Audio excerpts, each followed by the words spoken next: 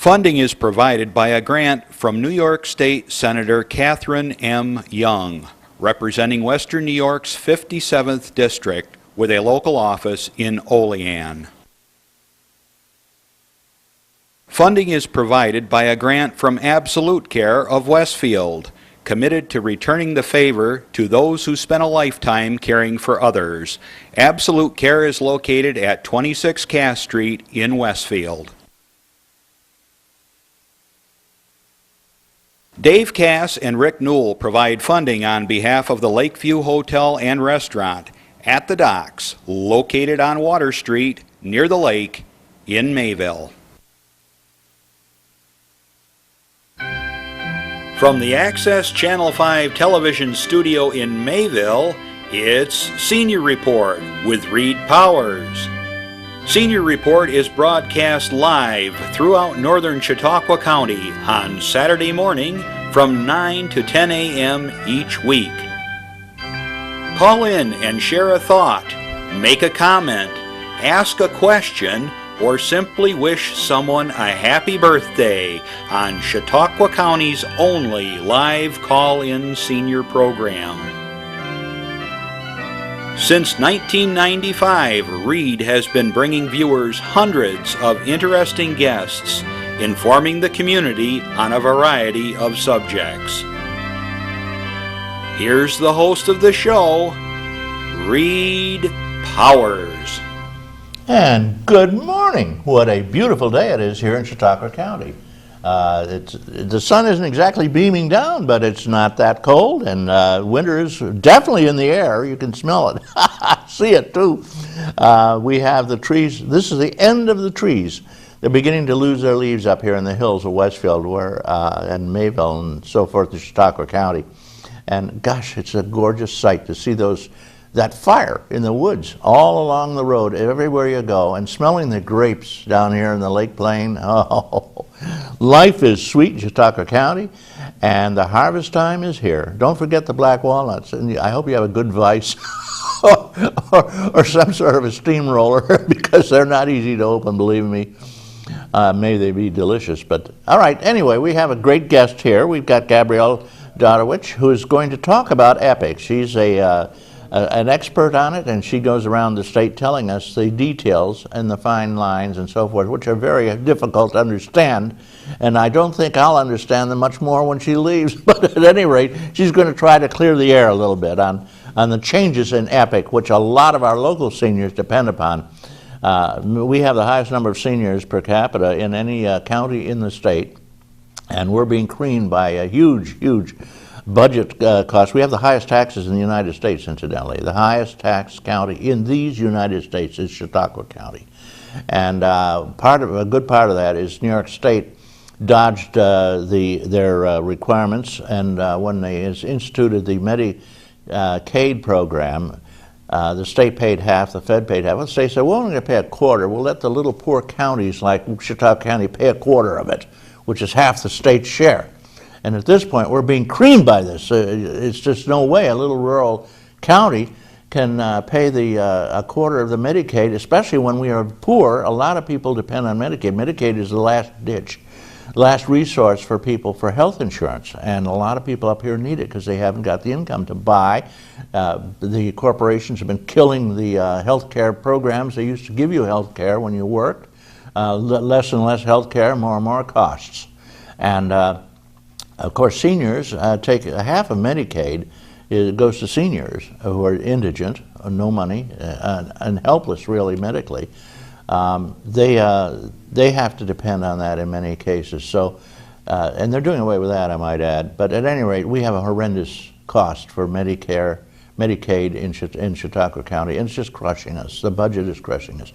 Our county exec finally said, at this point, since the state is giving us all these huge bills that we have to pay, demanding that we pay them and not funding them in any way, it's going to bankrupt everybody. They won't change this in any way. Oh, they've made minor adjustments to it, but they're not meaningful. And so he's decided, Greg Edwards is our county exec, he's decided he's going to keep the Medicaid money from now on. He's suggested that. I don't think he's doing it yet. And all the other counties in the state just about said, hurrah for Chautauqua County. We're going to do the same. Let's see what happens. All right, enough said. News on TV blows your mind, doesn't it? We're finally leaving Iraq, just like Vietnam. After spending trillions of dollars, they claim it's only $750 billion. That's a lot more than that. Believe me, the Congress lies. It's going to cost us. It's cost us over 4,000 that they tell us about deaths. They don't include accidents, which have increased 10%, 20% in this war over any other war. They don't include suicides, which are bananas.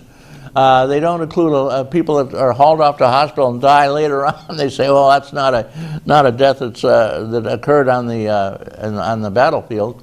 So, 4,000 probably translate to 10,000 realistically boys we've lost, and girls, of course. And for every death we've had, there's been 5 who have been mortally wounded, losing limbs, brains, all kinds of parts of your body, who are still surviving. It's been a slaughter. And what do we got out of it? Nothing. Nothing.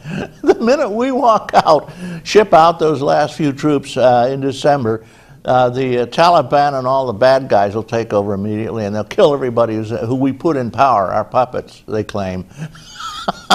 Hey, lots of luck, just like Vietnam. You still remember the helicopters, the United States troops running for their lives and trying to get off the embassy roof, and that's the way it is. And of course, the next day, the Reds took over, and after we lost we lost 52,000 kids in that war.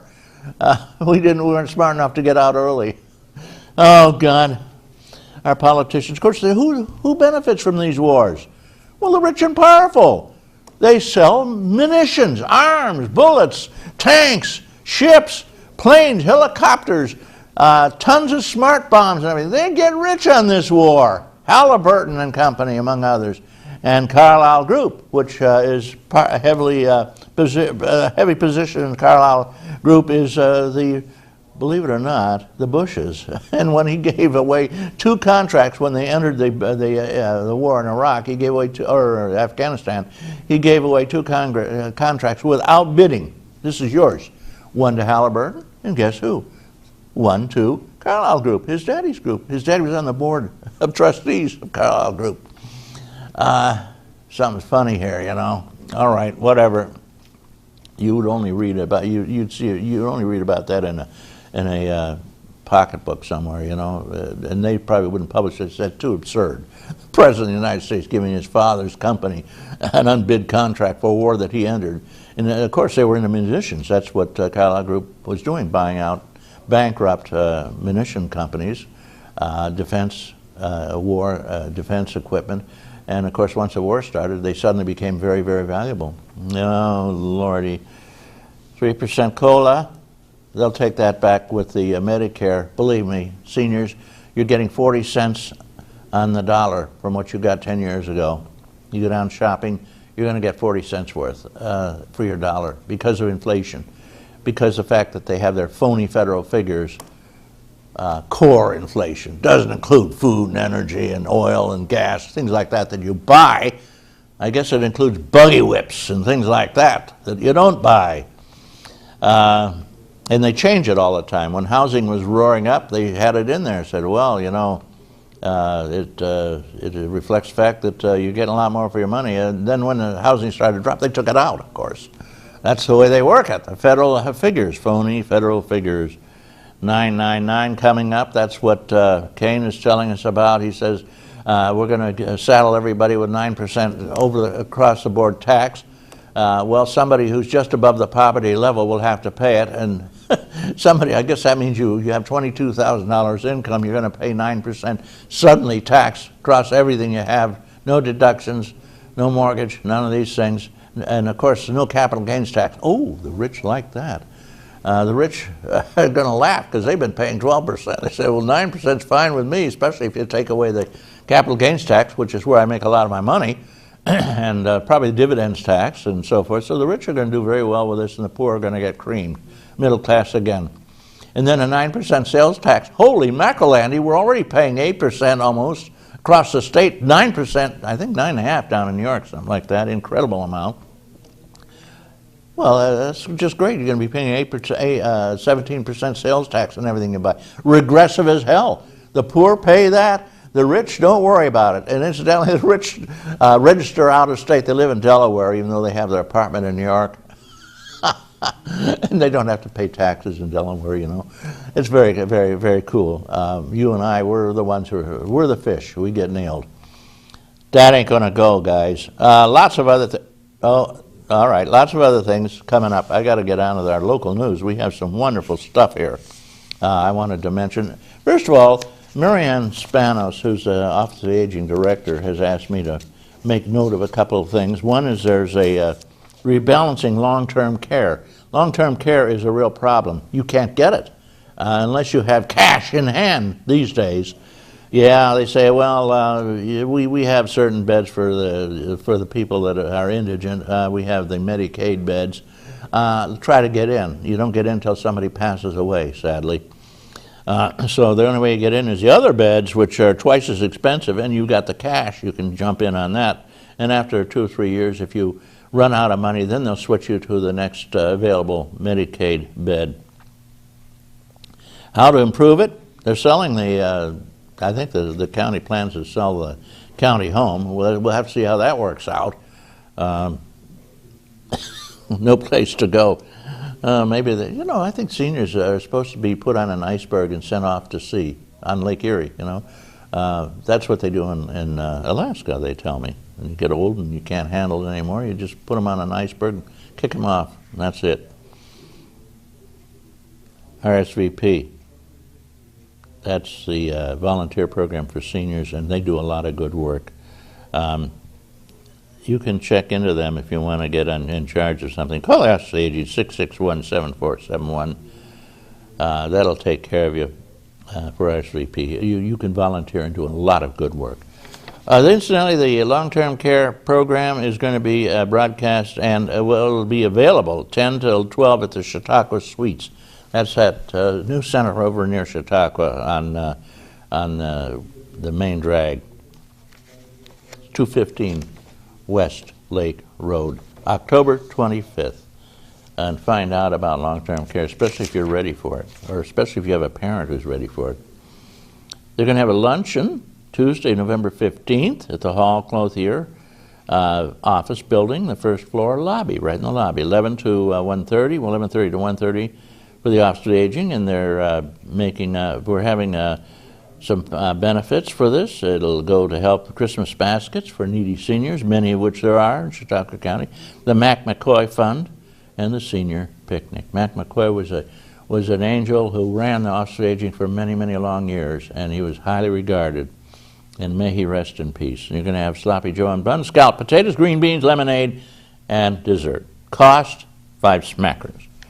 Okay, they'll have 50-50 tickets too. It's 11:30 to 1:30, Tuesday, November 15th, and it's a wonderful program. Go on over there and have a nice lunch. I got a few things here. Some of our seniors, we have the best senior clubs in the United States, and Mayville has a terrific bunch over there. The coffee is run by Louis Richter and Bonnie Johnson and Mary Carlson and Lois Malloy, and the chaplain is Diane Goodrich over there. And boy, they have a lot of great things. So they're looking in. District Attorney Dave Foley was there, and he talked about Bucky Williams, or Bucky Phillips. I remember one time I was driving through the hills, and they stopped my car, and the cop said, we got to look in the back of your trunk. I said, wait a minute, you have to have a warrant for that, don't you? Oh, no, we don't need a warrant. Like hell they didn't. I said, what if you find something else there, like a stash of, say, pot? We won't see it. What if you find another dead body? I finally let them look, because I didn't have Bucky Phillips in the back of my car. But they did have the brass to say, we don't need a warrant, and you certainly do. All right. There are a lot of elder abuses. Why I call